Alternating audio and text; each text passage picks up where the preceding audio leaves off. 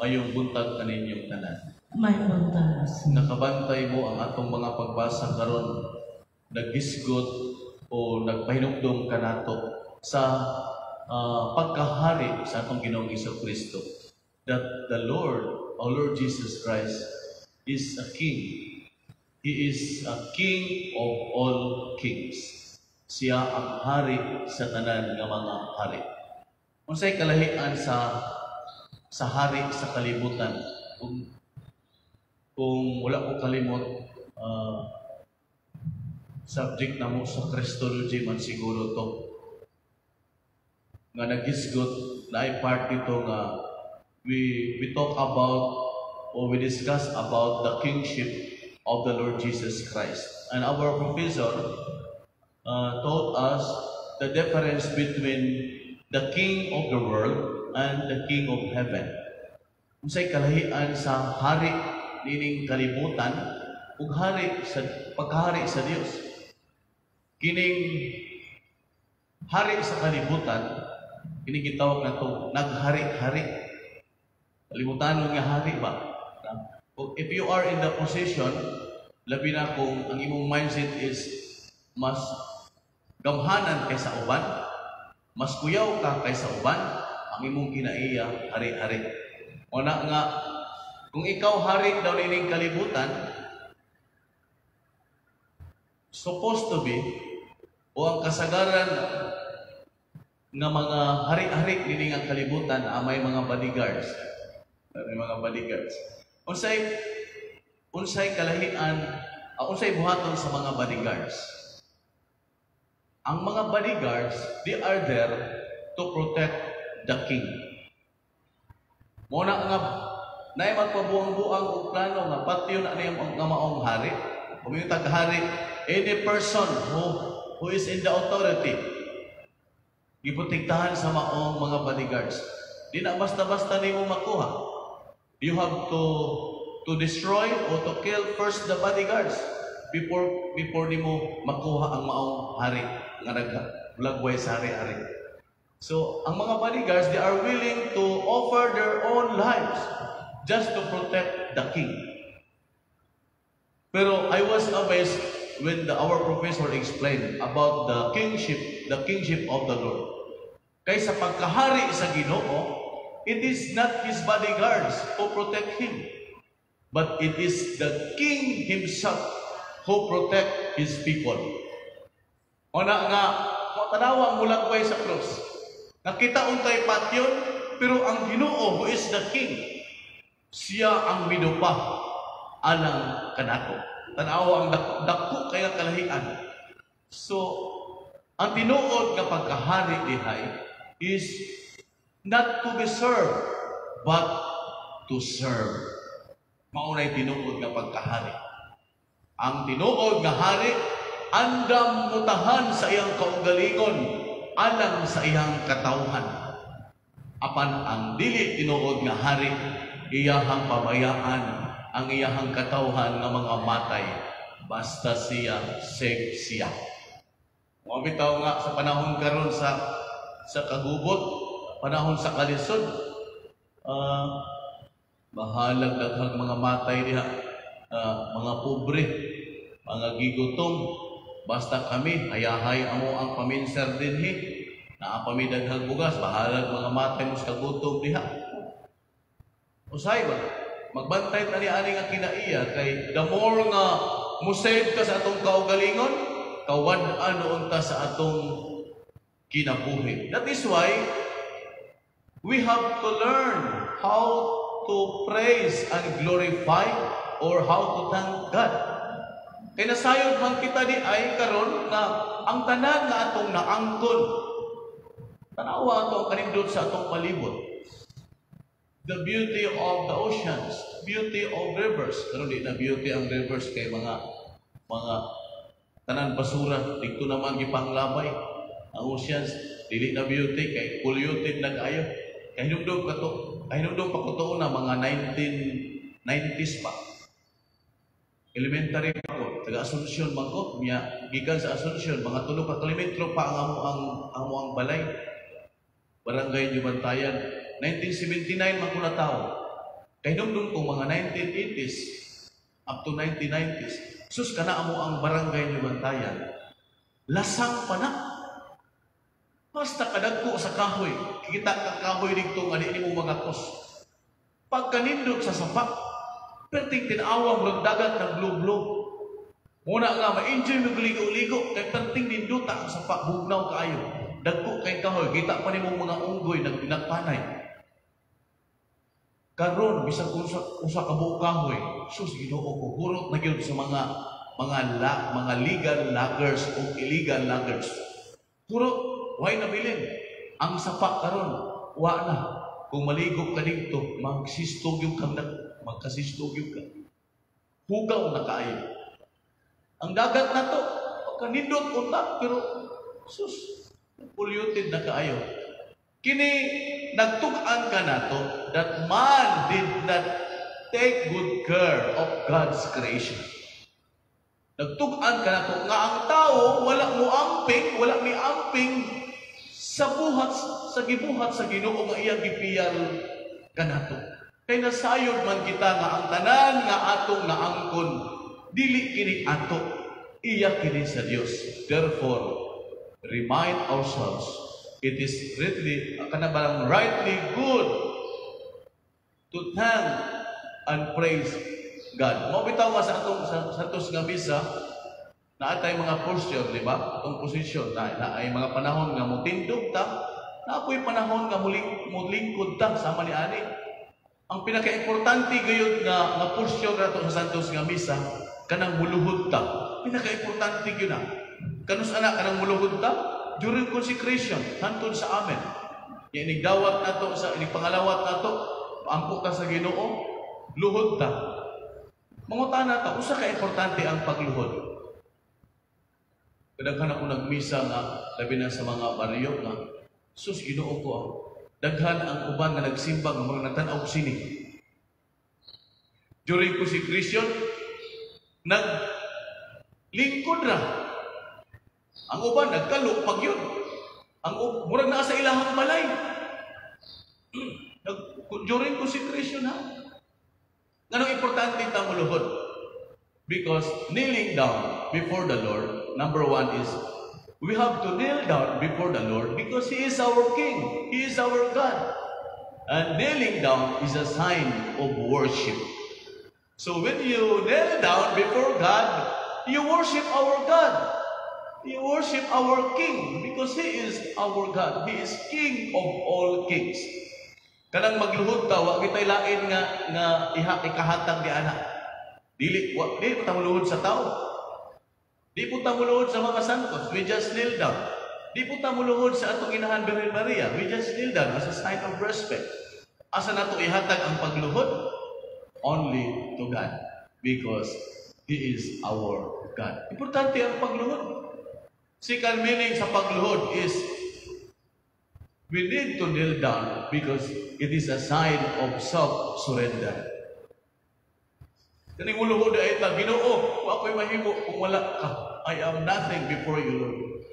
So ang pagluhod ay self-surrender. Na po exemption. Katong mga tao, labi na kung pag-idaran nga naanay mga arthritis, maglisod na mugluhod, na exemption ni anak. Instead of kneel down, makurog na inyong tiil, mutindog na lang mo. Tindog. Kung na-exemption yung tindog, magburak kang makulaps. Consider, mulingkod na lang ka. Hindi na magkakakaya o luhod or tindog. Pero, kung lingkod pa akong tuhod, yun ko sa itong nanimba, sabi na sa akong baryo nga misa, pero sa akong naay kamuluhod, kanang dagko na nag-arthritis yung tuhod, wanay panahon. No sa pobre ka muluhod, kanang ginuka-nuka na na imong tuhod, wala na panahon. So, samtang lingkod kapag tuhod, luhod, kay maunay simbolo o konkreto nga pagpadayag nga gisimba na to Ginoo. So, in our first reading, sa pinadayag, nindot kayo, sa matag, in the last part, sa matag higayon nga ang upat kabuhing mananap magdaig ug magpasalamat sa naglingkod sa trono nga buhi kanunay manghapa sa atubangan niya ang kauhag upat ka pangulo. Take note, di lagay ni luhod, hapa yun. This is a sign of worship. O magsimba kaniya, iitsa nila ang ilang mga korona atubangan sa trono, o mag-ingon, among Ginoo o Dios, angay kang daygon o pasidunggan, o mudawat sa gahom, kay ikaw may nagbuhat sa tanang butang, o naghatag kanilang kinabuhi. Take note, kinibitang pag-itsa sa korona, sa matag trono daw, ingon pa sa pinadayag sa itong pagbasa karon, na in charge na hari, nagsulpob sa korona.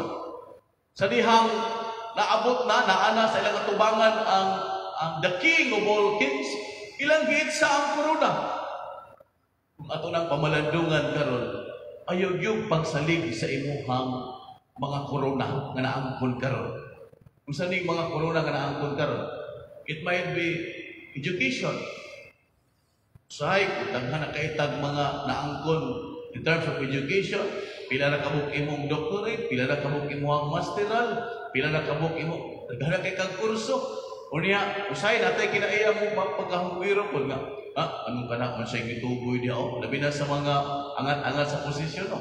Anong kana man siya gi-promote nga. Wa man kayo grado, mas grado pa mo ni anak, dapat ako. Usahay mo tukar ko ni ato ang pagkahugiro, no? Ya, another corona, kining mga butang atong naangkon. Ang pagtagap ni anak, paglabay ni anak, nagpasabot nga dili kita magsalig sa atong mga naangkon ni kalibutan. Kay ato man biyaan, musugutag sa dili, mubalik kita sa Dios nga empty, nga walay pili, nga walay dala. Ang Dios man ang atong saligan. Mo bitaw nga nindot kay sa tong salmo, Santos, Santos, Santos nga Ginoo, Dios nga gamhanan. Nagisgot kini sa pagdaig. Dayga ang Ginoo diha sa iyang sanktuaryo, dayga siya diha sa ali sa iyang kusog, dayga siya tungod sa iyang gamhanang mga buhat, dayga siya tungod sa iyang harianong kahalangdon. Kanindot sa itong mga pagbasa karon. Lastly, sa katapusan ang atong ebanghelyo karon sa akong kaingon, ang tanan nga mga butang gikan kini sa Dios ug gipiyal kanato. Kinahanglan atong ampingan, atong palambuon, atong gamiton. Kanang to become rich is not bad. Bisag ako usahay sa akong kinabuhi baya no, mangandoy ko ba ako nga madato ko materially. Sutihan tamo sa tinuod. Pero nakatisting gyud ay ko nga nadato lang ko kausaba. Kinamog saba video yan. Atong uso-uso bitong investment. Ka-invest mo ato. Nakabutang mo ato. Nakabutang po. Pag-human yung butang, na-scam na mo no. Kabutang ra mo katulog kaupat. Kabutang mo ato gamay, kabutang ko gamay ba? Sus pagbutang na ko gamay kay nakapi out ang yun ko. Akong gisulod sa akong bag. Sus, puno akong bag. Ay lamang pangutan nagpila. Basta puno yun. Ito akong bag. Sa mong kayo pa mga kwarto. Waman akong piniposito sa bangko. Akong gibilin sa akong kwarto. Kaya magmisa pa ko sa baryo. Sus, Ginoo ko. First time ako sa akong kinabuhi nga nakagunit ko ato nga amount. Basta di ko kakonsentrate sa akong misa ba. Kaya akong muna-huna, ito akong kwarta sa akong kwarto, kasi kawaton ko, inupas. Ginoo ko, isog, ginahiling madatot na, kaya di ka katulog. Bilib ko na yung mga dato ron, kaya katulog, gihapon mo. Pero ako katulog ba? Magkaingon Diyos, sus, Ginoo ko, ayon lang itugog na madatot ko, kaya masig mamatay ko, di ko katulog. To become rich is not bad. It is good. Labi na kung nidato ka sa imuhang paningkamot, negosyo.